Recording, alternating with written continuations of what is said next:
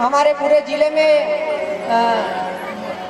सामूहिक विवाह सम्मेलन ग्राम बोदरली में जो होता है बहुत ही भव्य कार्यक्रम आयोजन करवाते हैं एवं हर ग्राम से जो गरीब भाई है उनसे बहुत कम अल्प शुल्क में विवाह सम्मेलन संपन्न करवाते हैं। अतः तालियां बजाकर भाइयों को स्वागत करते रहे परम श्रद्धेय महाराज जी का।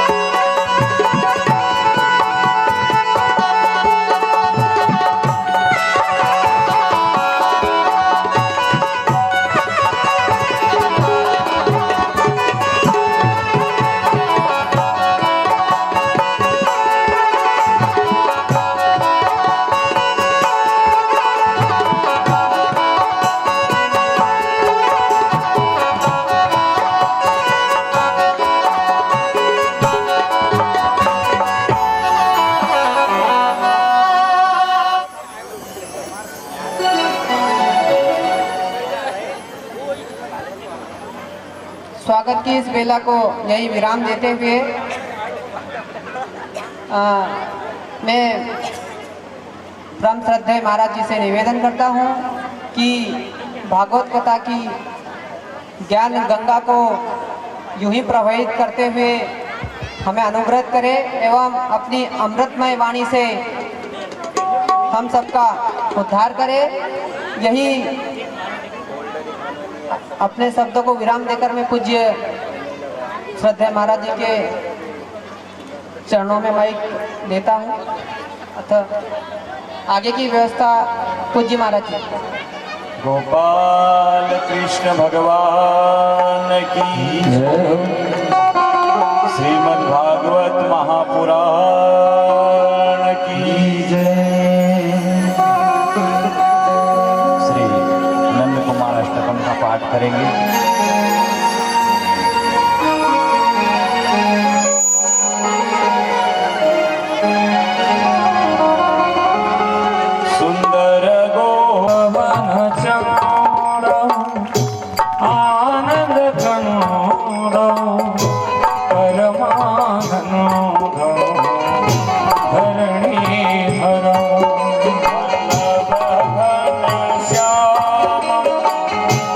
पूरा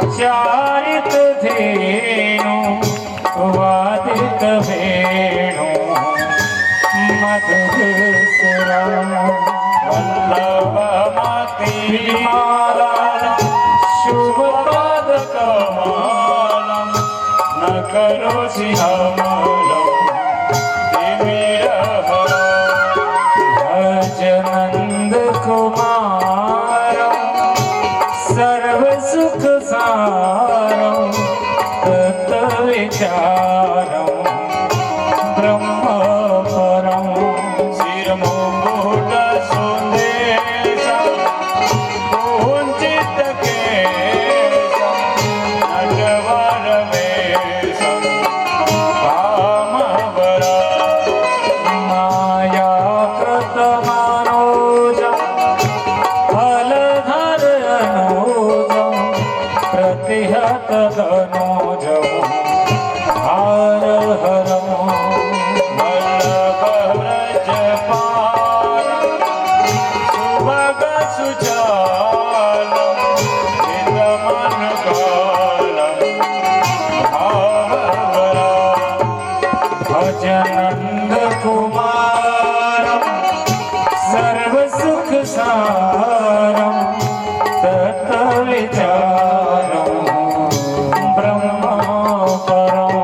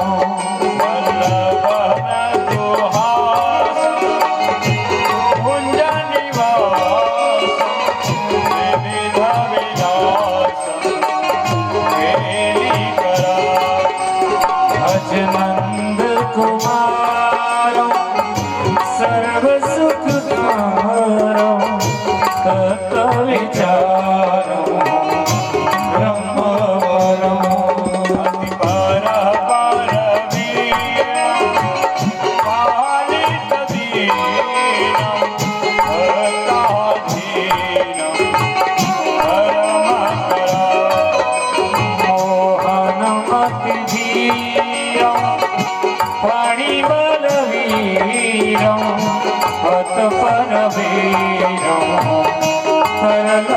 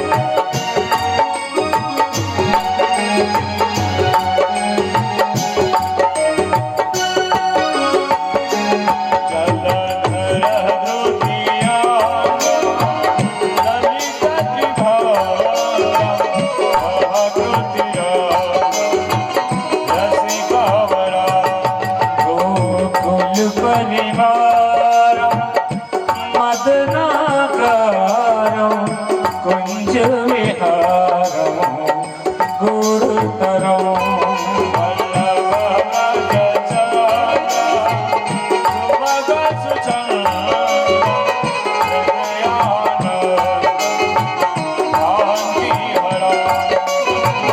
नंद कुमार सर्व सुख सारा तत्व विचार ब्रह्म पंडित योग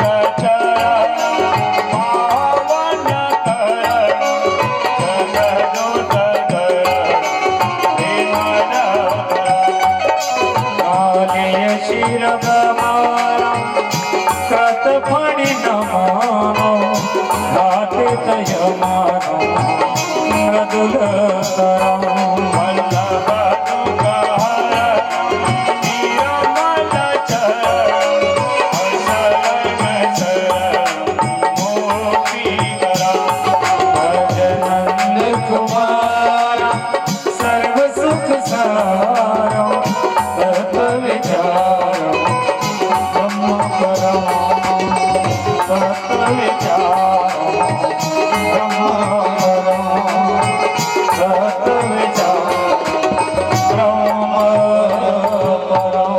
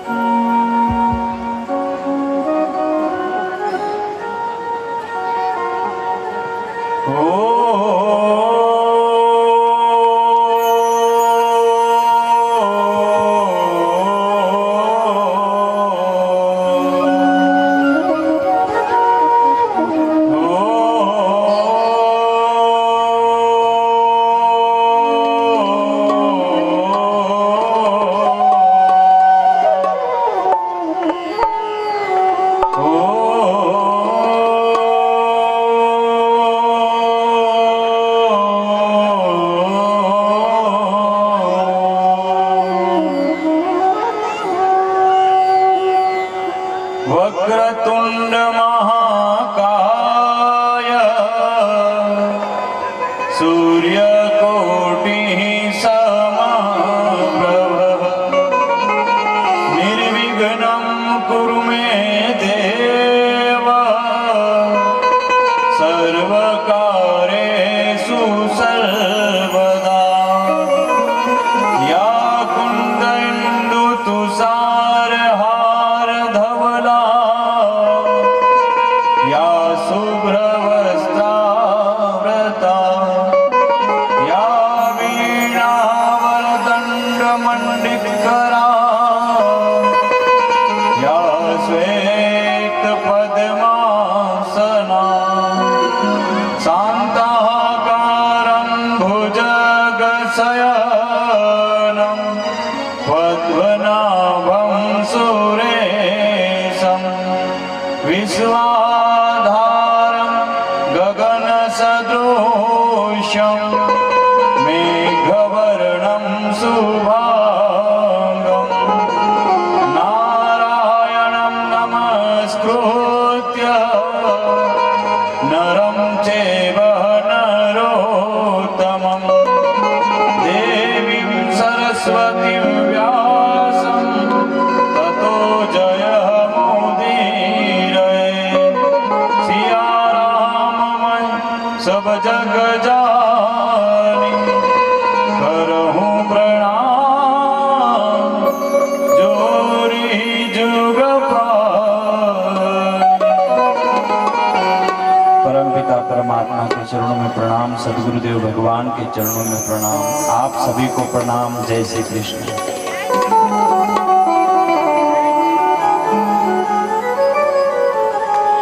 कौन सी समिति आई थी अभी? कुछ बोलना चाह रहा है? कहाँ चले भी नहीं? उनकी सूचना दे दे फिर हम कथा प्रारंभ करें। 5 मिनट में उनकी सूचना दे दे। जय श्री कृष्ण। आए हो तो जाने की क्या जल्दी करते हो? आए भी तो बोले जाए भी तो जय श्री राम। इतनी भी जल्दी मत करो। जय श्री कृष्ण। हाँ, जाने की जिद ना करो। हाँ, आ गए हो तो जाने की जिद ना करो, जा रहे हो तो आने का वादा करो। आ गए हो तो जाने की जिद ना करो, आ गए हो तो जाने की जिद ना करो। मेरे को बहुत खुशी हुई और ये सामूहिक सगाई एवं विवाह सम्मेलन 2022 मेरे भाई बहन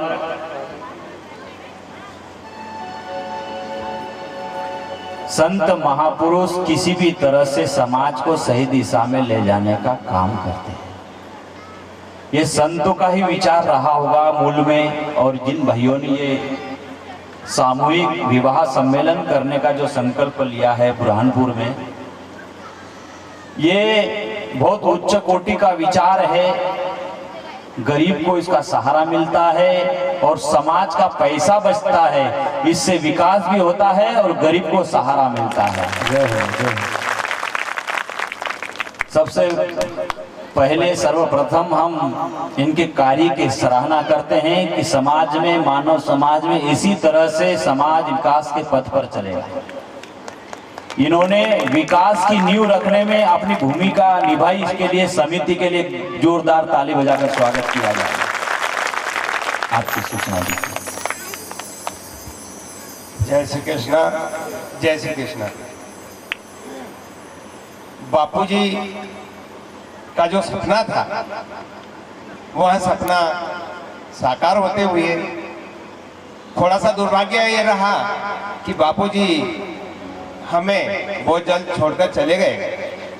लेकिन बापूजी के जो विचार थे, बापूजी की जो इच्छाएं थी कि मेरा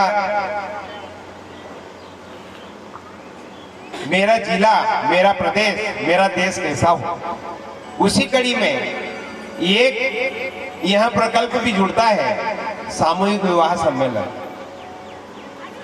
बापूजी ने हमें अपने उद्बोधन में, अपने विचारों में कई बार यह समझाया, और उन्हीं के इच्छा से बंजारा युवा संघ का एकत्रीकरण हुआ, गठन हुआ, और हमारे संतों के आशीर्वाद से और संतों के ऊर्जा से यहाँ पिछले 2012 से बंजारा समाज सामूहिक विवाह सम्मेलन का आयोजन हुआ, और यहाँ 10वां आयोजन बंजारा समाज सामूहिक विवाह का आयोजित करने जा रहा है।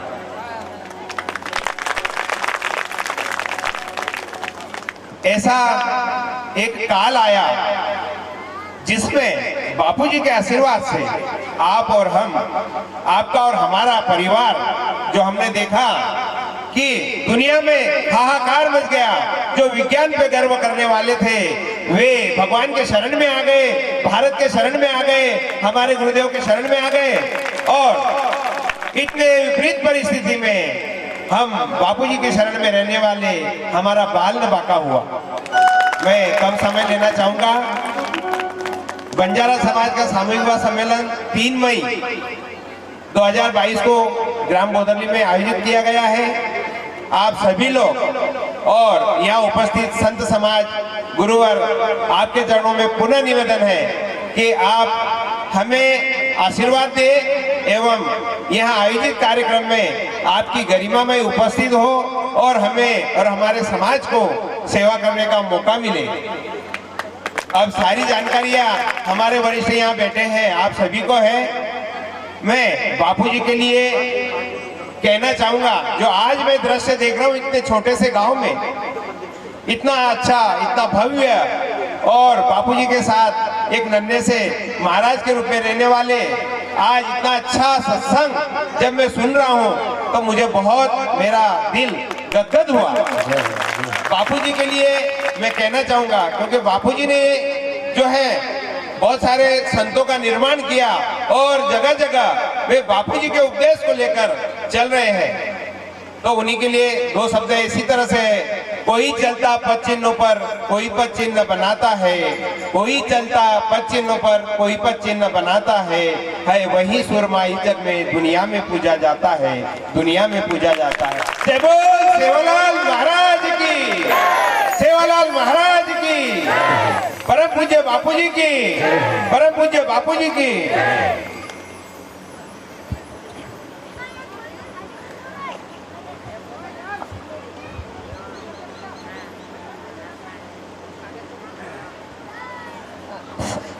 मैं क्षमा चाहता हूँ पूज्य महाराज जी से कि थोड़ा सा समय और ले रहा हूँ। हमारे बीच बुरहानपुर से जिन्होंने रामदेव बाबा जी के लिए चांदी का मुकुट बनवाने में हमारा सहयोग प्रदान किया है, वे सेठ जी और उनकी टीम से निवेदन करता हूँ कि वे आए और पूज्य महाराज जी का पुष्पहारों से व्यासपीठ पर स्वागत करें। सेठ जी ने बहुत अच्छे से हमें मुकुट बनाने में काफ़ी सहयोग दिया। श्री धर्मेंद्र जाड़िया जी और राधेश्याम भाई सांडस कला, शिवा भाई और ठाकुर भाई। रामा कहूँ के राम दे,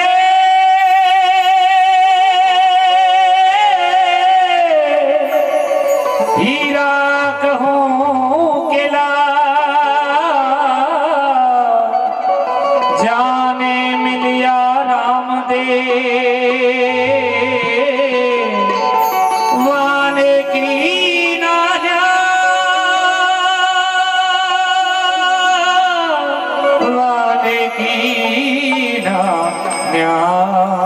अरे खम्मा खम्मा हो रामा धुनी तेरा तेरा।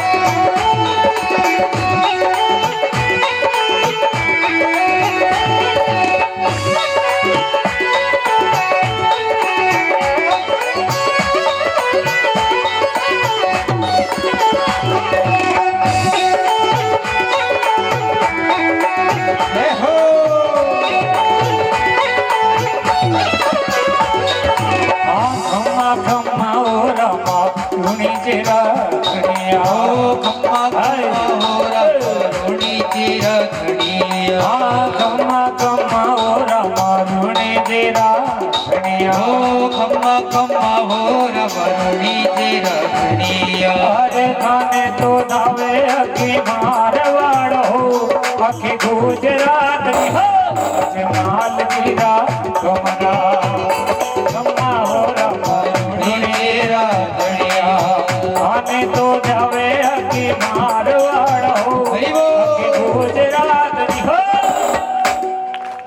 अजमाल जीरा कमरा। गोपाल कृष्ण भगवान की जय। जय श्री कृष्ण। बीच में बाबा रामदेव किस लिए आ गए? क्योंकि मोर मुकुट चढ़ा है। अभी मंदिर में जाकर देखना, चांदी का है। जब भी दर्शन करने जाओगे तो बड़ा अच्छा लगेगा। हम भी गए थे दर्शन, चांदी का मुकुट देखकर मन प्रसन्न हो जाएगा। हरिनाम संकीर्तन करेंगे 2-5 मिनट, फिर आप और हम मिलकर श्रीमद् भागवत कथा का आनंद लेंगे। जय श्री कृष्ण।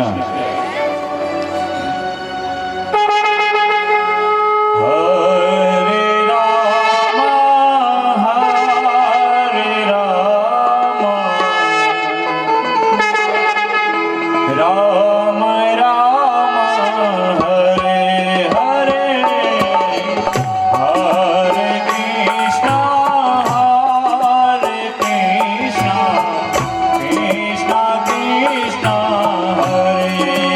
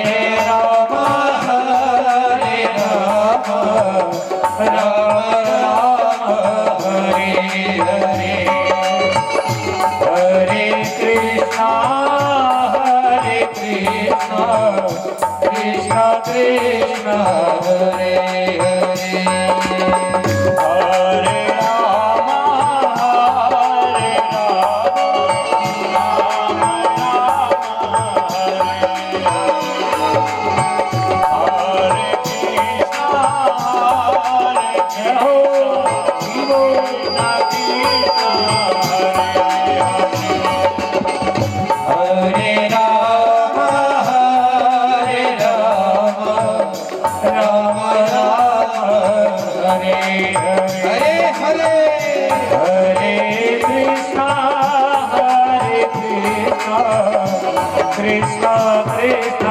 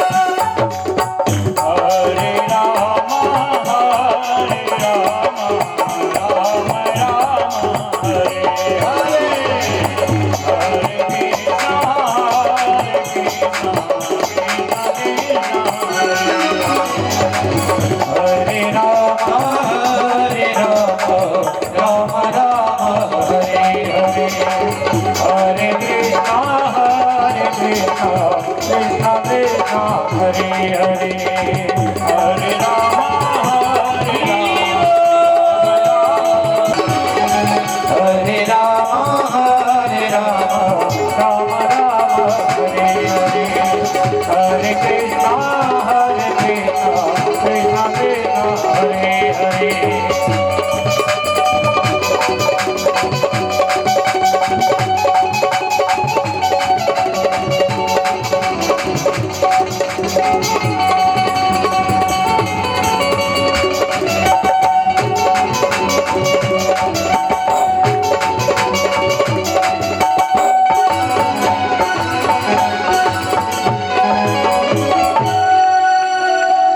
गोपाल कृष्ण भगवान की जय।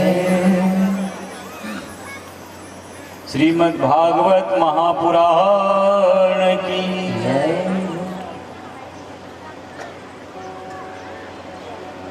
श्रीमद् भागवत कथा के द्वितीय दिवस में मेरे भाई बहन, ये हमारी जो व्यासपीठ है, आज का जो इस दूसरे दिन में वेद शास्त्र को लेकर चल रही है और उसका मूल है वेदना को मिटाना। जय श्री कृष्ण। आज का सूत्र क्या है? वेद शास्त्र। वेद शास्त्र क्या करते हैं? जय श्री कृष्ण। क्या करते हैं? अपने जीवन से वेदना को जो मिटा दे उसका नाम वेद और शास्त्र है। जिसको पढ़ने से, जिसको मनन करने से, जिसको निधि ध्यासन करने से अपने जीवन से वेदना को मिटा दे, माने दुख को मिटा दे, एक ऐसी समझ पैदा कर दे जो आप कोई सी भी परिस्थिति में आप परेशान न हो, टेंशन में न रहो, ऐसी एक समझ पैदा हो जाए। मेरे भाई बहन, ये वेद शास्त्र क्यों जरूरी है, क्यों बनाए गए, क्यों लिखे गए हैं और इसको आप और हम क्यों सुनते हैं? जय श्री कृष्ण। मेरे भाई बहन, वेद शास्त्र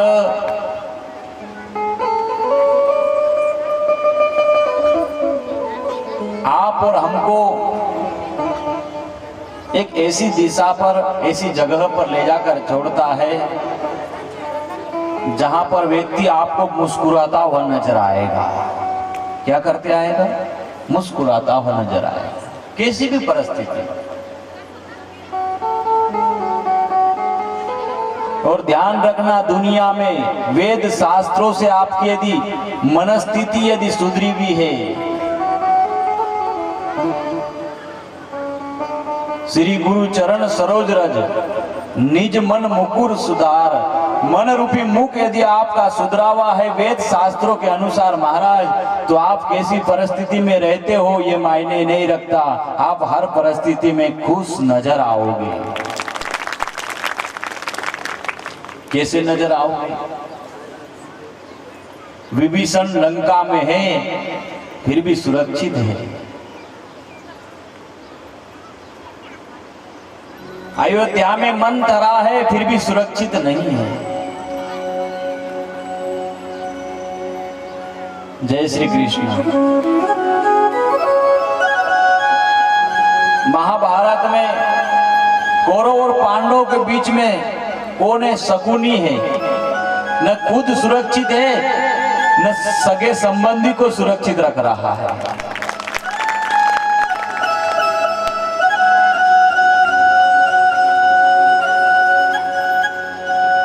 अब तीनों की परिस्थितियां देखने समझने जैसी है। अब कोई कहे कि महाराज उसने दुख दिया, उसने ये किया, उसने ये किया, इसलिए हम परेशान हैं, तो आप गलत सोच रहे हो। कौन काऊ सुख दुख कर दाता, निज कृत कर्म भोग सब भराता। कोई किसी को दुनिया में सुख दुख नहीं दे रहे महाराज, आपकी ना समझी के कारण ही सुख दुख है हमारा। प्रामाणिक तौर से, शास्त्रोक्त दृष्टि से, सदगुरु की दृष्टि से विभीषण लंका में भी सुरक्षित है महाराज। क्यों सुरक्षित है? उसकी मनस्थिति जो है ना वो सुधरी भी है, शास्त्रों के द्वारा उसकी मनस्थिति सुधरी भी है। परिस्थिति खराब है, रावण लात मार के भगा देगा। जय श्री कृष्ण, जय श्री कृष्ण। रावण क्या करता? उसकी बात नहीं माना तो कैसी हालत की आपको मालूम है? राज्य से भगा दिया। परिस्थिति खराब है। जय श्री कृष्ण। परिस्थिति खराब है ना? परिस्थिति कांटों जैसी है।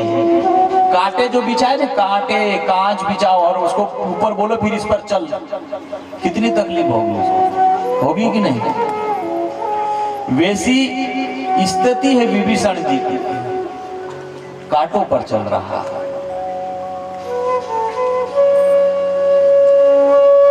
कांटों पर चलने से परेशान नहीं है, कांटों पर भी उसको कांटे परेशान नहीं कर रहे, उसको परिस्थितियां खराब है, उसको दुख परेशान नहीं कर रहा, क्योंकि उसके पास शास्त्रों के अनुसार समझ है। उसके अनुसार, किसके अनुसार?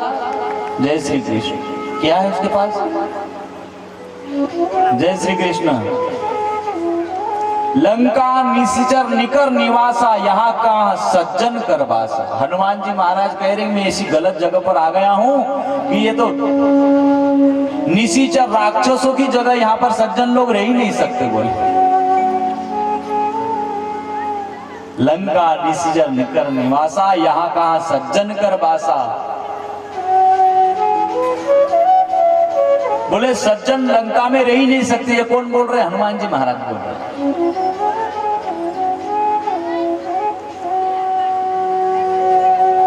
तेई समय विभीषण जागा, राम राम तेई सुमिरन कीना, हृदय हरस कपि सज्जन चीना। उसी समय विभीषण जागे, जैसे मन हनुमान जी महाराज के मन में आया कि ये रावण की लंका, राक्षसों की नगरी, इसमें सज्जन रह ही नहीं सकते, तर्क करने लग गए हनुमान जी महाराज। उसी समय विभीषण जी जागे और राम राम कहा। प्रातः काल में ब्रह्म मुहूर्त में उठकर राम राम कहा। हनुमान जी ने कहा हो न हो राम राम तेई सुमिरन कीना, हृदय हरस कपि सज्जन चीना। बोले जो भगवान का नाम लेता है, हनुमान जी महाराज कह रहे वो आदमी सज्जन है।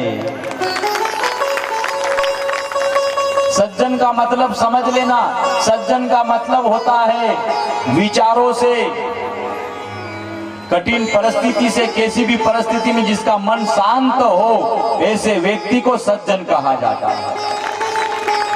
हर परिस्थिति में वो समत्व योगम उच्चते, एक समता आ गई उसके अंदर।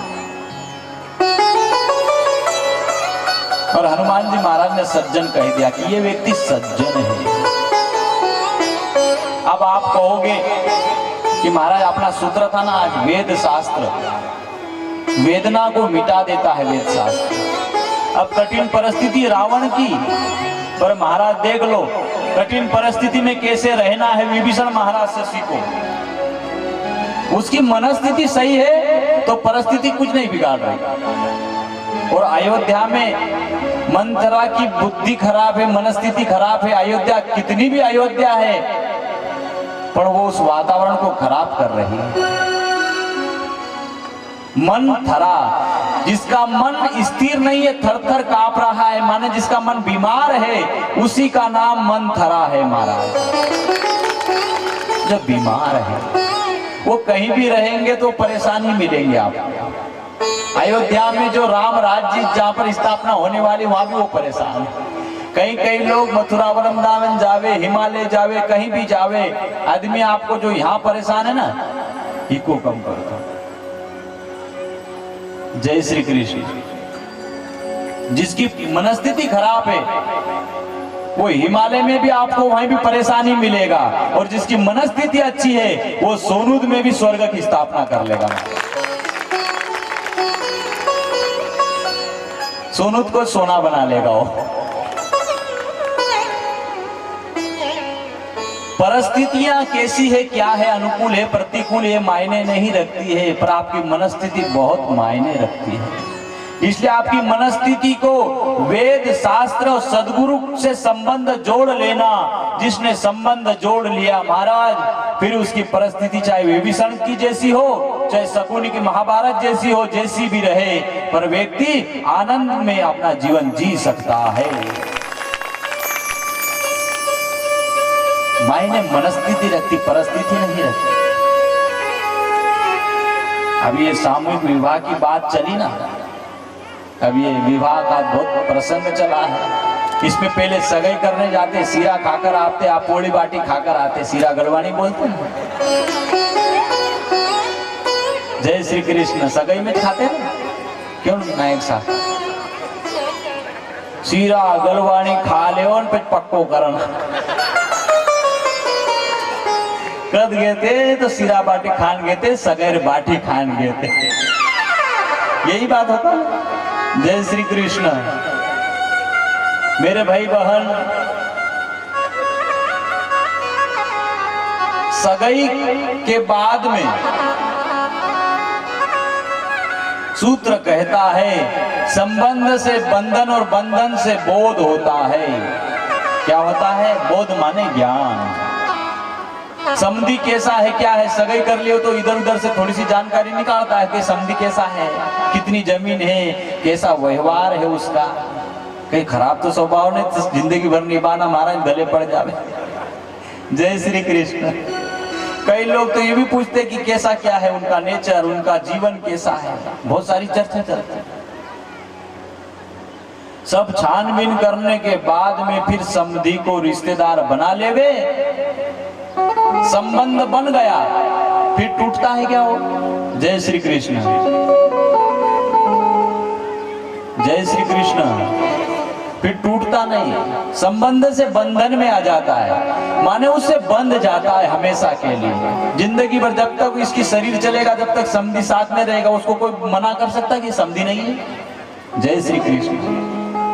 एक बार संबंध जुड़ गया तो बंधन में आ गया, वो डोर जुड़ गई और बंधन से फिर बोध होगा। बोध माने उसको ज्ञान हो जाएगा कि मेरा समधी कैसा है, समधन कैसी है, कैसा स्वभाव है।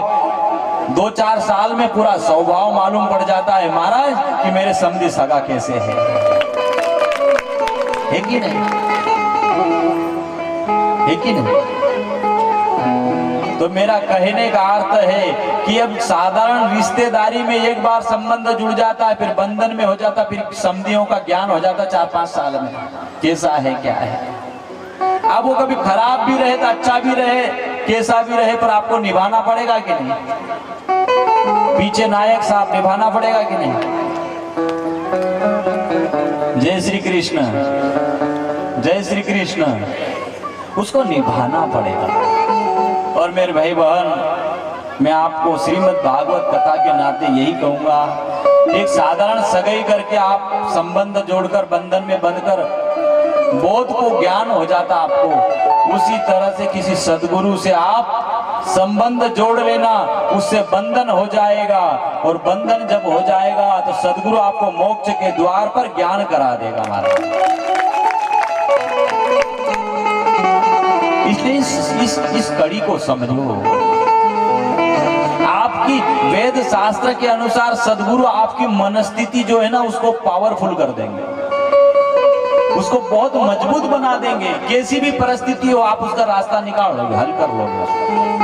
जय श्री कृष्ण, जय श्री कृष्ण।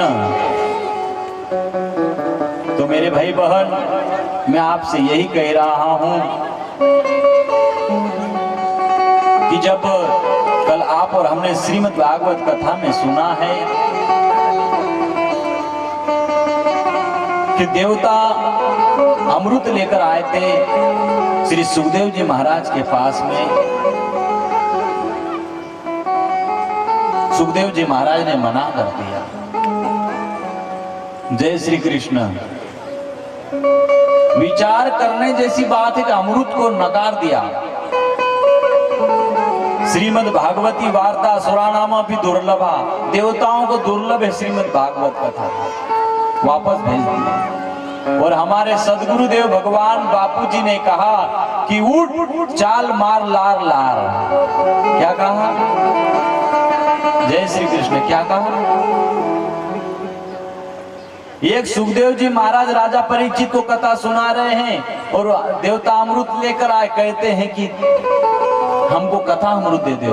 मना कर दे, आप अधिकारी नहीं हो। और एक महापुरुष धरती पर हुआ और वो पूरी दुनिया को कह रहा है, एक डिम डिम घोष करके कह रहा है पूरे मानव समाज के कि उठ चाल मार लार लार, कि खड़ा हो और तू जैसा है, नहाया है, धोया है, नहीं धोया है, मुंह धोया है या नहीं धोया है, कैसा है क्या है, कोई लेना देना नहीं। उठ, केवल खड़ा हो जा, तू चल मेरे साथ में, मैं तेरा हाथ पकड़कर तुझे मोक्ष के द्वार पर ले जाता हूं।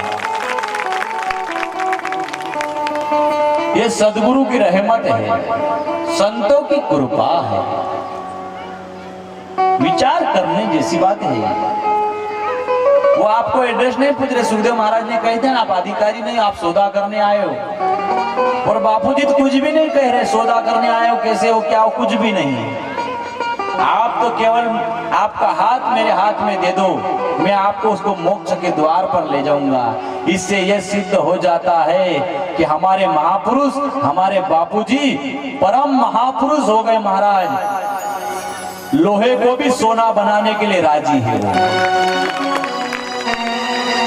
इसलिए ये सोचने समझने की बात है। किसी गुरु से संबंध जुड़ जाएगा तो मोक्ष की यात्रा हो जाएगी।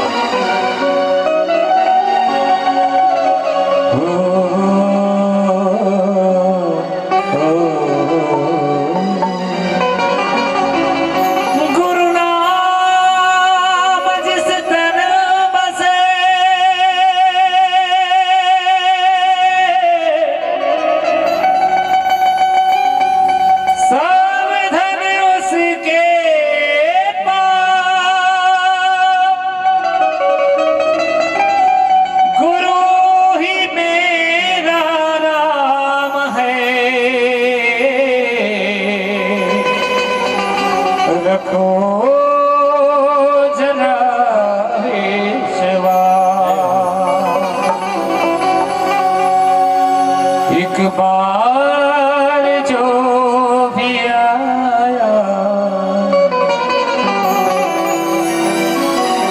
गुरुवर की शरणों में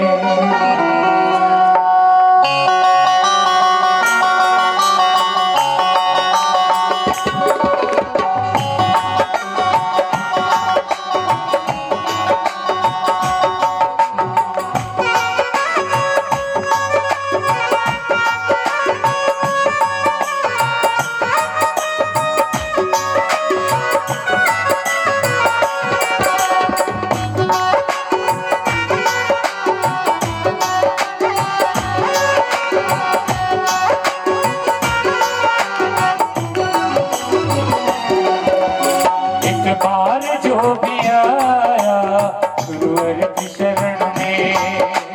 एक बार जो भी आया गुरुवर की शरण में, एक बार जो भी आया गुरुवर की शरण में, एक बार जो भी आया गुरुवर की शरण में, एक बार जो भी आया मेरे गुरुवर की शरण में, एक बार जो भी आया मेरे गुरुवर की शरण में, एक बार जो भी आया मेरे गुरुवर की शरण में, एक बार जो भी आया मेरे गुरुवर की शरण में, ओ एक बार जो भी आया मेरे गुरुवर की शरण में, मन की मुराद पाया गुरुवर की शरण में, हो मन की मुराद पाया गुरुवर की शरण में, हो एक बार जो भी आया गुरुवर की शरण में, एक बार जो भी आया गुरुवर की शरण में।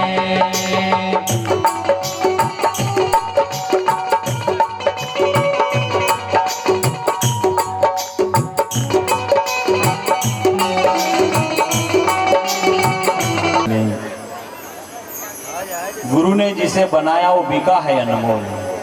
जय श्री कृष्ण। गुरु जिसको बना देना वो बहुत बिकता अनमोल है महाराज। जय श्री कृष्ण। बहुत अनमोल बिकता है। गुरु जिसको बना दे उसके बाद में, पहले नहीं। पहले तो कहाँ है अपने मालूम है। गुरु जब बना दे जब बहुत अनमोल बिकता है। संत श्री दगड़ू जी बापू जी के चरण में, उनकी शरण में जब लक्ष्मण चेतन बापू जी गए, कहने का मेरा भाव ये है,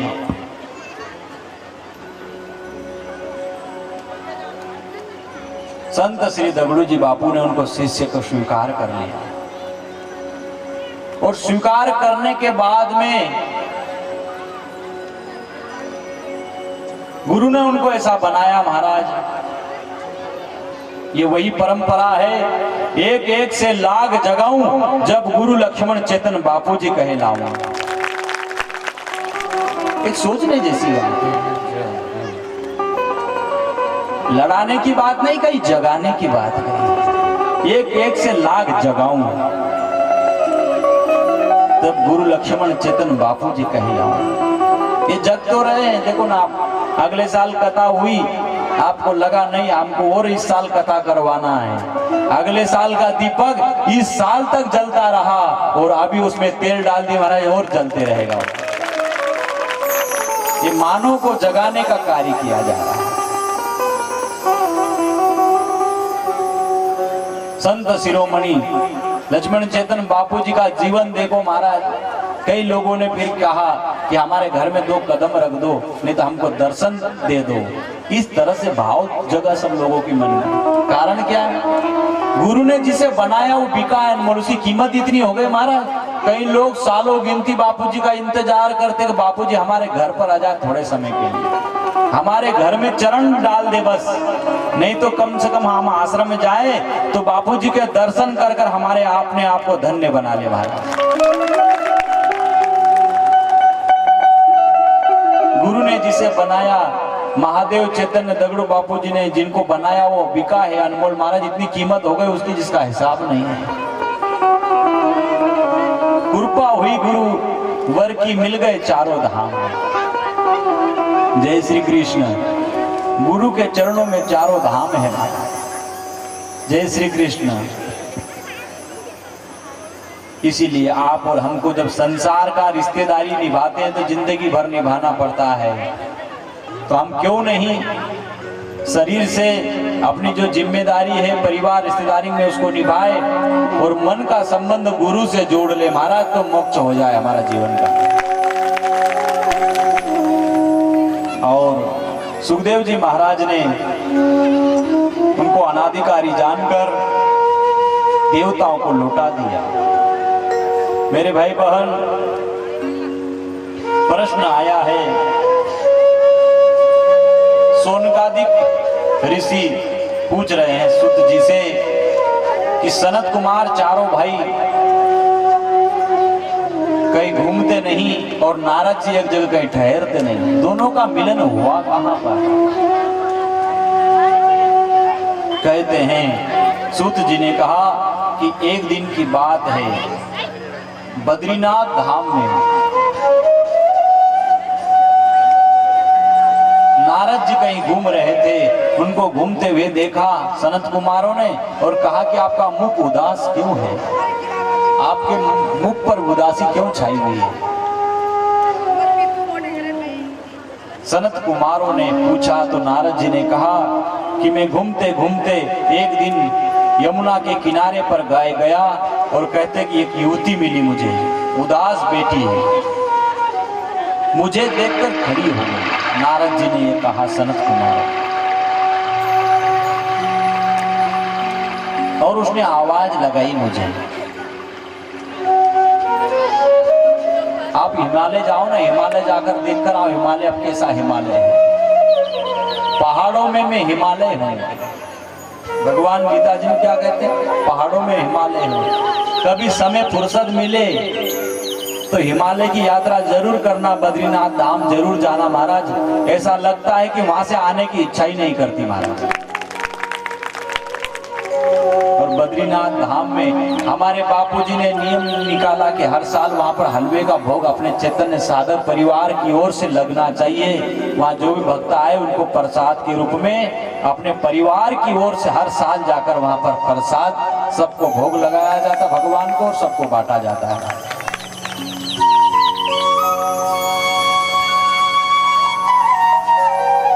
मेरे भाई बहन, वही बद्रीनाथ में सनत कुमार से नारद जी का मिलन हुआ और नारद जी ने अपनी आप बीती बताई और कहते हैं नारद जी को एक युवती ने आवाज लगाई और कहा, भो भो साधो क्षणं तिष्ठ मचिंता मपिनाश दर्शनम तव लोकस्य सर्वथा गहरम परम। उस युवती ने यमुना के किनारे मुझे आवाज दिया, हे साधो, हे महात्मा, कुछ क्षण रुकिए, आपके दर्शन से सभी पापों का नष्ट कर देने वाला है आपका दर्शन। जय श्री कृष्ण।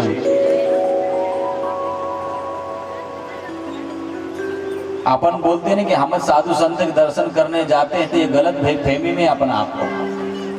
युवती जो एक भक्ति है, वो कह रहे साधु आप थोड़े समय रुक जाइए, आपके दर्शन से सभी पापों का नाश हो जाता है। साधु के दर्शन से क्या होता है? एक महात्मा, एक पुण्य आत्मा के दर्शन से क्या होता है? जय श्री कृष्ण, जय श्री कृष्ण। मीरा जब तक राजस्थान में रही जरा सी भी तकलीफ नहीं आई। जब मीरा वहां से निकली तो महाराज राजस्थान में अकाल पड़ने लग गया। लोगों ने कहा, एक संत ने कहा कि मीरा जब तक नहीं आएगी राजस्थान में अकाल का ही वातावरण रहेगा। महाराज मीरा को ढूंढो, मीरा को लेकर आओ, जाओ। मेरे भाई बहन, विचार करने जैसी बात है। एक पुण्य आत्मा यदि हो जाए तो पूरे राज्य में देखो अकाल की स्थिति हो। संत महात्मा ने कहा राणा को कि जाकर मीरा को लेकर आओ, नहीं तो काम स्थिति खराब रहेगी, अच्छी नहीं होने वाली। सभी गए मिलकर मीरा के पास में कि वापस चलो। मीरा ने कहा कि मैं नहीं जाऊंगी, एक बार छोड़ दिया सो छोड़ दिया, मेरो तो गिरधर गोपाल दूसरो न कोई। मेरा तो केवल एक परमात्मा है, अब उसके सिवाय कोई नहीं है। सब लोग जिद करने लग गए तो मीरा भगवान गिरधर गोपाल के मंदिर में भागी और कहती है कि मीरा ने भगवान से प्रार्थना की, प्रभु इस दुनिया वालों से बचा ले, ये दुनिया वालों से अभी मुझे कुछ नहीं, मुझे आपके इस मंदिर में स्थान दे दे। और मीरा भागी, उस मूर्ति में समा गई मीरा, पर वापस नहीं गई। मेरे भाई बहन, पुण्य आत्मा इस दुनिया का संतुलन बना के रखता है। जो भगवान का भक्त होता है ना, इस सृष्टि का बैलेंस बनता है उससे। उसके दर्शन से व्यक्ति के पाप नष्ट हो जाते हैं। ये शास्त्र कैसा है, दर्शनम तो लोकस्य सर्वथा गहरम परम। उसके दर्शन मात्र से पापों का नाश करने वाला। मैं नहीं कह रहा, शास्त्र कह रहा। कौन कह रहा है? जय श्री कृष्ण, जय श्री कृष्ण। जो महापुरुष है, संत है, उसके दर्शन से पापों का नाश होता है। ये श्रीमद् भागवत कथा कह रही है। संत दर्श को जाइए,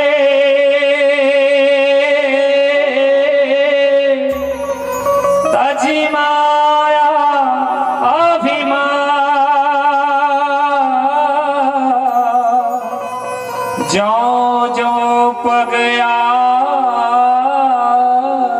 आगे बढ़े, कोटि नय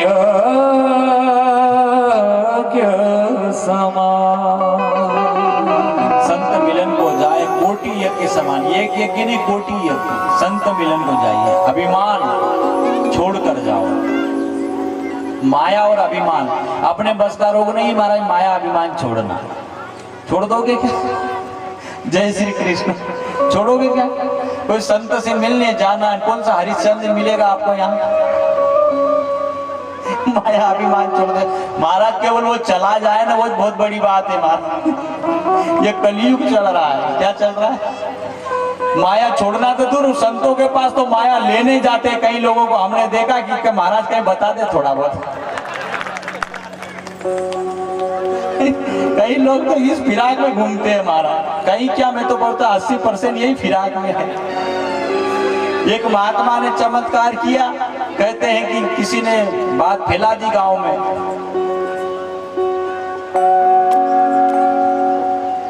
और संत तपस्या करे गांव के बाहर में, तो संत ने कोई कृपा कर अपना एक बाल तोड़ा और किसी को दे दिया।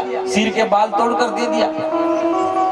उसका काम हो गया। गांव में अफवाह फैल गई कि वो संत के बाल से सब काम हो जाते हैं। गांव के सभी लोग भागे। महाराज मेरा भी काम, मेरा भी काम। महाराज ने 10-15 को दिया और देने के बाद में उसको दर्द होने लगा सिर में कि ये क्या तूफान है। महाराज ऐसी हालत हो गई, गांव के लोगों ने पकड़कर बांध दिया उसको और अपने हाथ से बाल निकाल। ये तो देखना ना। अब वो मना करने लगे संत, क्या बस हो गया मेरे, थोड़े बहुत तो रहने दो। थोड़े बहुत रहेंगे काम की बात नहीं, तुम्हारा साफ हो जाए। उन गांव वालों ने बांध दिया ना, अपने अपने हाथ से निकाल कर ले गए हमारे। ये दुनिया वाले हैं महाराज, ये माया वगैरह कोई छोड़ने वाले नहीं। ये तो ये वही चक्कर में है महाराज। कोई यदि संत कभी कृपा कर दे, उसके बाल साफ कर दे, बोले गंजा बना दे। जय श्री कृष्ण। ये खतरनाक लोग हैं। माया कलयुग चल रहा है ना, इसलिए कलयुग में दिए हैं। आप क्या कर रहे हो, क्या छोड़ रहे हो, छोड़ो छाड़ो। आप तो केवल आ जाओ और भगवान का भजन कर लो। जैसा हो वैसे आ जाओ, आप तो बस भगवान का भजन करो बस। सही बात है, ईमानदारी की बात यही है। कौन साफ हवन, कौन क्या करें, किसको फुर्सत वो महात्मा के सब बाल निकाल कर लेंगे। जय सिया राम। इसलिए ऐसी कोई उत्पाद भी नहीं करना कि मैं ये जानता हूँ। चुपचाप बैठे रहे ना, कम लोग खतरनाक काम है नहीं तुम्हारा। जय श्री कृष्ण, जय श्री कृष्ण। तो संतों के दर्शन से क्या होता है? पापों का नाश होता है। मेरे भाई बहन, नारद जी ने कहा आप कौन है देवी, आपका परिचय बताइए। इस तरह से पूछने पर ये पूछा गया तो युवती ने कहा कि मेरी कहानी, मेरा इतिहास बहुत प्रसिद्ध है, फिर भी आप पूछते हो तो मैं बताती हूँ। युवती ने कहा उत्पन्ना द्रविड़ेशाहं वृद्धि कर्नाटके गता कौचिन्नं महाराष्ट्रे गुर्जरे जीर्णतां गता। उत्पन्न द्रविड़ देश में हुई, कर्नाटक में बड़ी हुई, गुजरात में मुझे बुढ़ापे ने घेर लिया, अब मैं यमुना किनारे पर आई हूं। जय श्री कृष्ण। बोले ये दो कौन है? ये मेरे दो बालक हैं, ज्ञान और वैराग्य। मनुष्य के मोक्ष का साधन है ज्ञान, भक्ति और वैराग्य। तीन साधन है ना, त्रिवेणी, ज्ञान, भक्ति और वैराग्य। मनुष्य को मोक्ष के द्वार पर ले जाने के साधन है, और वही साधन साधु के शरण में जा रही है युवती भक्ति कहती है। जिस भक्ति के कारण राम सबरी के घर पर आए, जिस भक्ति के कारण प्रहलाद को खंबे में भगवान दर्शन दिए थे, वही भक्ति नारद जी के दर्शन कर कर कह रहे कि आपके दर्शन से पापों का नाश हो जाता है। विचार करने जैसी बात। जो भक्ति दूसरों को मोक्ष देवे, जिसको भगवान के चरणों तक ले जावे, वो भक्ति आज संतों से, साधुओं से प्रार्थना कर रही है।